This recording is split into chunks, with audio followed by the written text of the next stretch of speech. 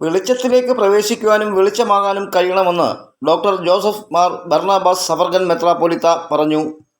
പ്രതിബന്ധങ്ങൾ ഇരുട്ടാണെന്നും അതിജീവനത്തിലൂടെ മുഖ്യധാര പ്രകാശത്തിലേക്ക് കടക്കുവാൻ കഴിയുന്നതും തുടർന്ന് മറ്റുള്ളവർക്ക് വെളിച്ചമായി തീരുന്നതുമാണ് അർത്ഥവത്തായ ജീവിതം എന്ന് അദ്ദേഹം സൂചിപ്പിച്ചു. വഴികാട്ടി ജീവകാരുണ്യ സംഘടനയുടെ പ്രഥമ ജ്യോതിർഗമയ അവാർഡ് ഭിന്നശേഷിക്കാരനും ദേശീയ പുരസ്കാര ജേതാവും ഗായകനുമായ ആദിത്യ സുരേഷിന് നൽകിക്കൊണ്ടുള്ള ഭിന്നശേഷി സംഗമം റാന്നി NSS ഓഡിറ്റോറിയത്തിൽ ഉദ്ഘാടനം ചെയ്തു സംസാരിക്കുകയായിരുന്നു അദ്ദേഹം. ഭിന്നശേഷിക്കാരെ ചേർത്ത് നിർത്തിക്കൊണ്ടുള്ള മുന്നേറ്റമായിരിക്കണം പൊതുസമൂഹം നടത്തേണ്ടതെന്ന് sub collector Safna Nasaruddin IAS പറഞ്ഞു. യോഗത്തിൽ വഴികാട്ടി ഡയറക്ടർ ബെന്നി പുത്തമ്പറമ്പിൽ അധ്യക്ഷത വഹിച്ചു.